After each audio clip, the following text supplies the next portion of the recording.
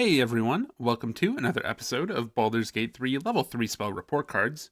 Today we are going to cover a few spells that let you interact with the dead in Animate Dead and Speak with Dead. After the video, you can vote on what tier you think these spells should be in the polls in the description. Let's start with Animate Dead. Animate Dead. Animate a corpse to create an undead servant while not in combat. This costs your action and your spell slot to cast, and it can be cast within 10 feet on a corpse that is medium or small. This spell has 8 different variations that we will get into as we cover them, and this is learned by clerics, wizards, spores druids, tome warlocks, death domain clerics, necromancers via magical secrets, and oath breakers. Alright, this will be a long one, and we'll read the wiki piece by piece as we go. This is because Animate Dead has 4 unique summons attached to it, based on what level you cast it at, and each summon can be summoned as a single or a trio. The first option we'll cover, at levels 3 and 4, you can summon zombies. Animate Dead Zombie. Create a zombie that specializes in melee combat. The zombie has 22 HP and 8 AC. It has 1 attack, and that is a slam attack that deals 2d6 plus your strength, which is 3 damage.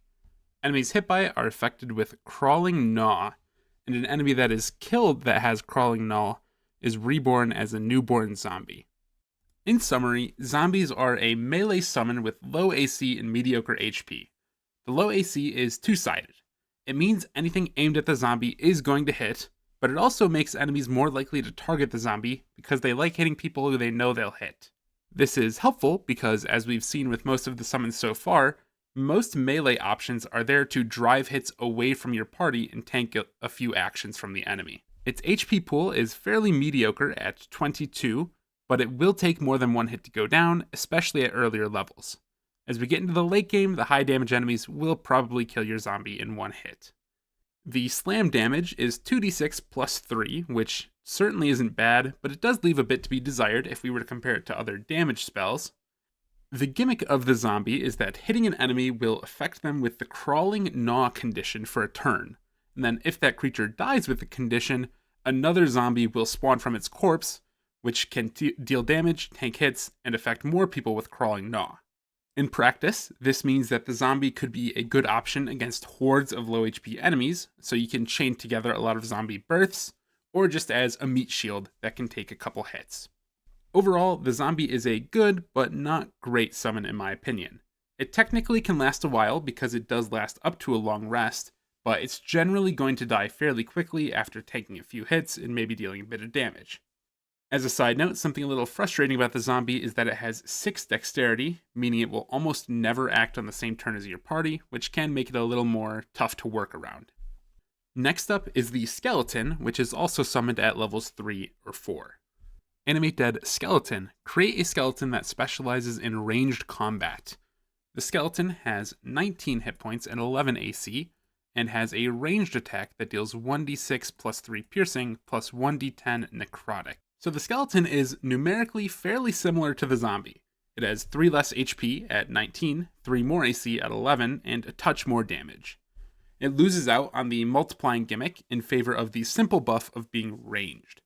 This change makes a huge difference because a ranged attacker is much easier to keep around for many fights. With strong positioning, your skeleton will be able to put out damage unanswered and contribute a lot to your party. The skeleton is, in my opinion, the strongest of the 4 summon options, and one that I would recommend upcasting for.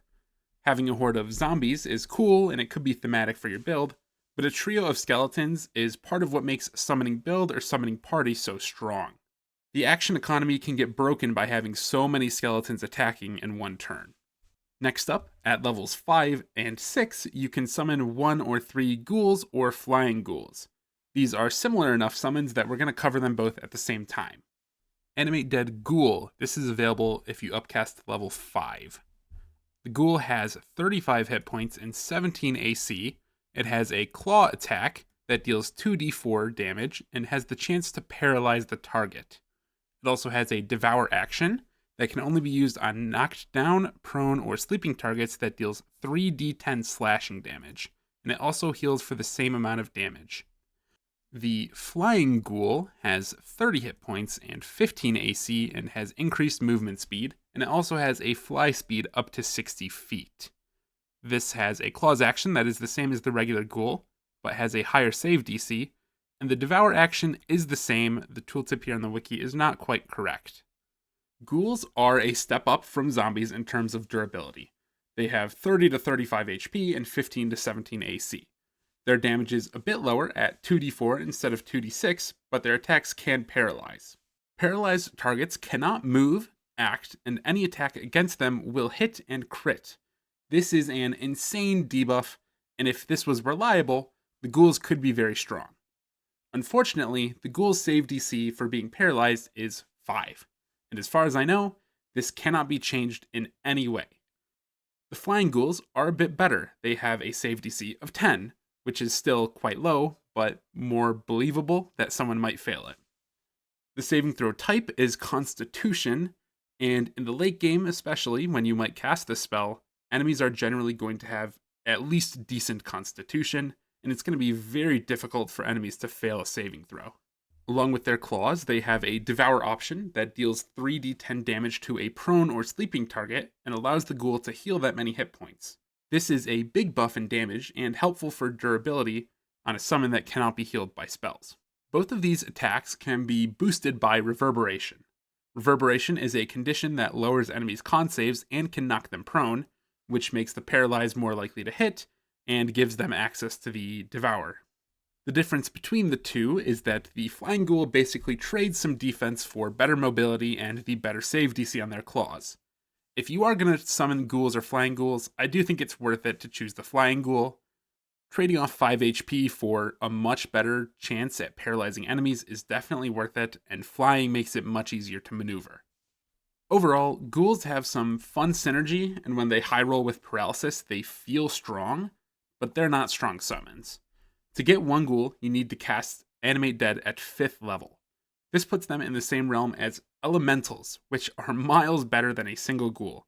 In fact, 3 skeletons, which you get at level 4, are going to be better than a ghoul in most cases, in my opinion. In summary, the skeletons are great summons, and the rest really aren't. Skeletons are overall very strong choices that provide a lot of damage and action economy to your party.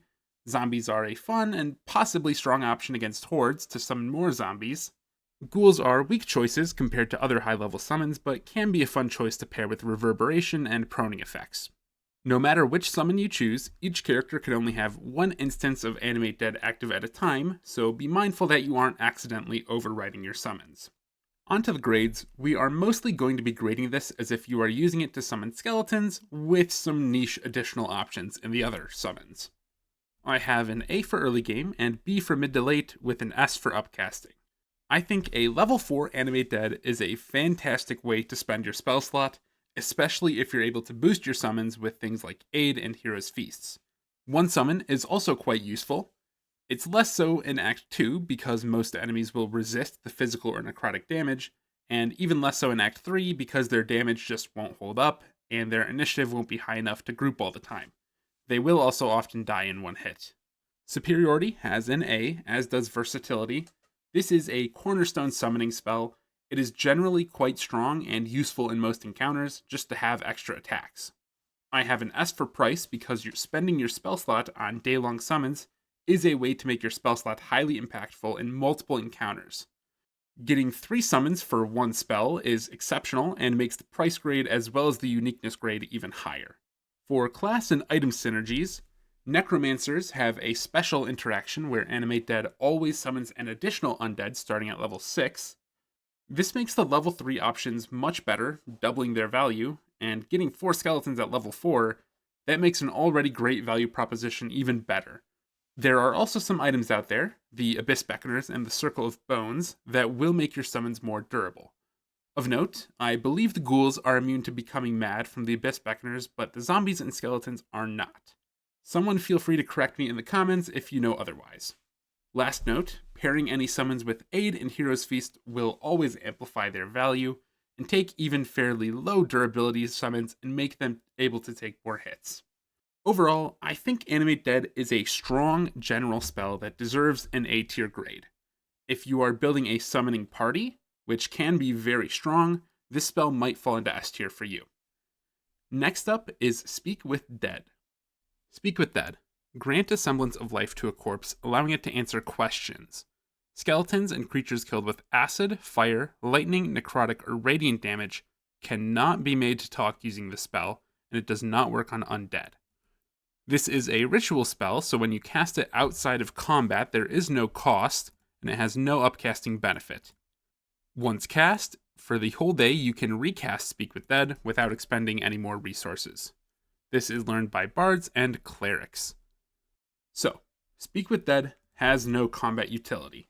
I'm still going to talk about it and give you tips and information about the spell, but just based off of that, it's going to be graded very low.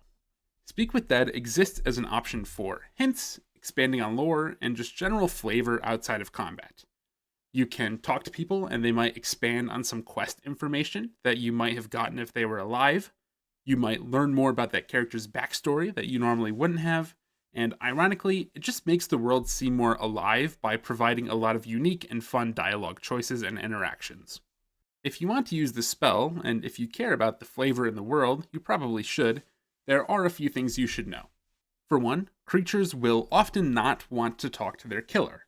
You can get around this by using Disguise Self or by having someone else talk to them. After you originally cast the spell, you can recast it. This doesn't really matter because as a ritual, the initial cast is free, but it has the added effect of glowing viable corpses green. So casting this early in the day will help you spot other corpses that you can talk to.